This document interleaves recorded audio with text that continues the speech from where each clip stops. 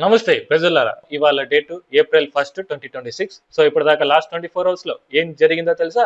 తెలీదు. అయితే ఈ వీడియోని మీరు ఖచ్చితంగా చూడాల్సిందే.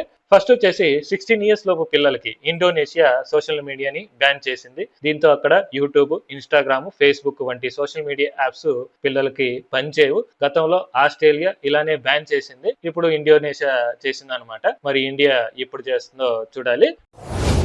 నెక్స్ట్, ప్రస్తుతం ఎక్కడ చూసినా ఎల్పిజి షార్టేజ్ నడుస్తుంది కాబట్టి విశాఖపట్నంలో ఒక ఇన్సిడెంట్ జరిగిందనమాట.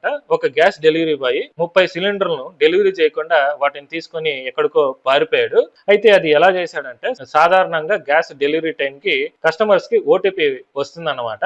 ఆ ఓటీపీని ఎంటర్ చేస్తేనే డెలివరీ అప్డేట్ అవుతుంది. సో దీన్ని వాడు ఛాన్స్ గా తీసుకొని ఆ 30 మంది కస్టమర్స్ కి ముందుగానే ఫోన్లు చేసి, ఇప్పుడు ఓటీపీ చెప్పకపోతే మీకు గ్యాస్ రాదనో, లేకపోతే గ్యాస్ క్యాన్సిల్ అయిపోతుందని భయపెట్టి ఓటీపీని ముందుగానే తీసుకునేశాడు. ఆ ఓటీపీని ఎంటర్ చేసి డెలివరీ అప్డేట్ చేసేసాడు అనమాట. తర్వాత అసలైన సిలిండర్ ను డెలివరీ చేయకుండా వాటిని తీసుకెళ్లి పారిపోయాడు. పోలీసులు ఏమో కేసు ఫైల్ చేసి ఇన్వెస్టిగేషన్ చేస్తున్నారనమాట. మరోపక్క హైదరాబాద్ జూబిలీస్ శ్మశాన వాటికల్లో కొన్ని సిలిండర్లు దాచిపెట్టి అవసరమైన వాళ్ళకి బ్లాక్ లో 6,000కి అమ్ముతున్న ఒక మూటాని టాస్క్ ఫోర్స్ పోలీసులు అరెస్ట్ చేశారు. సో ఇలా కష్టకాలంలో సాయం చేయాల్సింది పోయి ఇలా డబ్బు కోసం కకృతి పడి లాస్ట్ కి కటకటాలు పాలవుతున్నారు.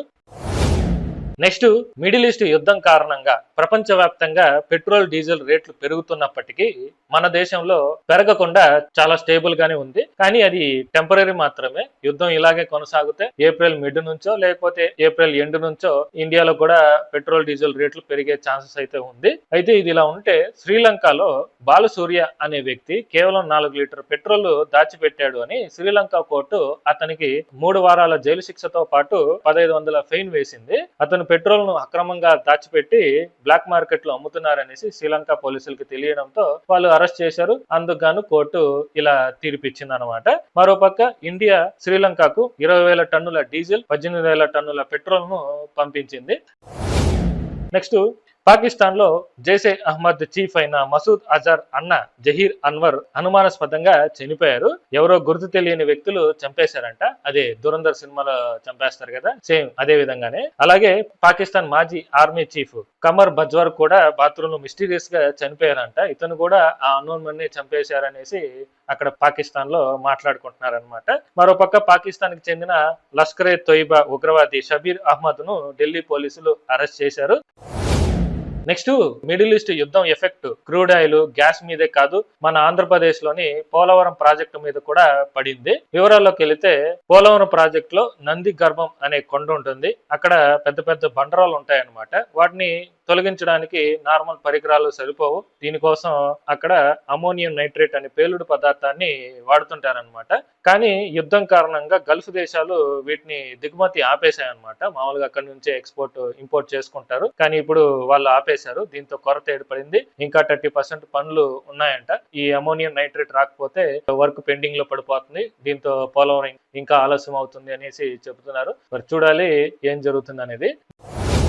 నెక్స్ట్, ఇండియా ఇప్పుడు మావోయిస్ట్ రహిత దేశం అని కేంద్ర హోంమంత్రి అమిత్ షా గారు పార్లమెంట్ లో ప్రకటించారనమాట. 2024 లో ఆపరేషన్ కాగర్ ని మొదలు పెట్టారు. 2026 మార్చ్ 31 కంతా మావోయిస్టులను లేకుండా చేస్తామని టార్గెట్ పెట్టుకున్నారు. చెప్పినట్టుగానే మార్చ్ 31 కి ఆపరేషన్ కాగర్ ని కంప్లీట్ చేసి ఇప్పుడు ఇండియాలో నక్సలైట్లు అనే వాళ్ళని లేకుండా చేశారనమాట.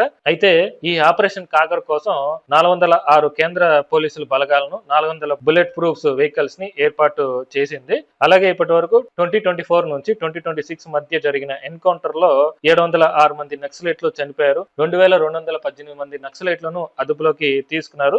4,839 మంది నక్సలైట్లు లొంగిపోయారని అమిత్ షా గారు పార్లమెంట్ లో తెలియజేశారు. కానీ ఆపరేషన్ కాగర్ ని ఇంకా ఆపలేదు, కొనసాగుతూనే ఉంది. ఎప్పుడు ఆపుతారో చూడాలి. అయితే ఈలోపు బిజినెస్ మ్యాన్ సినిమాలో no more boys in Mumbai అని అనౌన్స్ చేయగానే నెక్స్ట్ సీన్ లో మహేష్ బాబు ఎంట్రీ ఇస్తాడు కదా, సేమ్ అలానే నక్సలిజం మళ్ళీ పుట్టుకొస్తుందా లేదా అనేది చూడాలి భవిష్యత్తులో.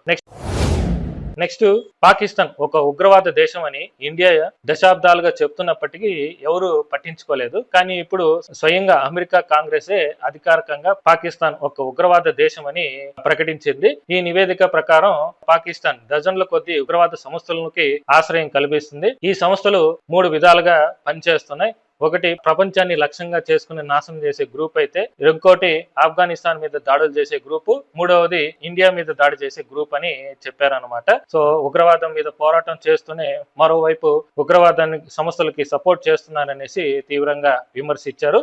దీంతో అంతర్జాతీయంగా పాకిస్తాన్ మీద ఒత్తిడి పెరిగే అవకాశం అయితే ఉంది. దీంతో పాకిస్తాన్ ని గ్రే లిస్ట్ లోనో లేకపోతే బ్లాక్ లిస్ట్ లోనో పెట్టే ఛాన్స్ అయితే ఉంది అని విశ్లేషకులు చెబుతున్నారు. మరి ఏం జరుగుతుంది అనేది చూడాలి. దీని మీద మీ అభిప్రాయం అంటే కామెంట్ చేయండి. అది లాస్ట్ 24 hours లో జరిగిన ట్రెండింగ్ న్యూస్ అయితే. హోప్ మీకు వీడియో నచ్చిందని అనుకుంటా. నచ్చితే ఒక లైక్ చేయండి. ఇలాంటి అప్డేట్స్ కోసం పగడాల జంక్షన్ ఛానల్ సబ్స్క్రైబ్ చేసుకోండి. మరో కొత్త వీడియోతో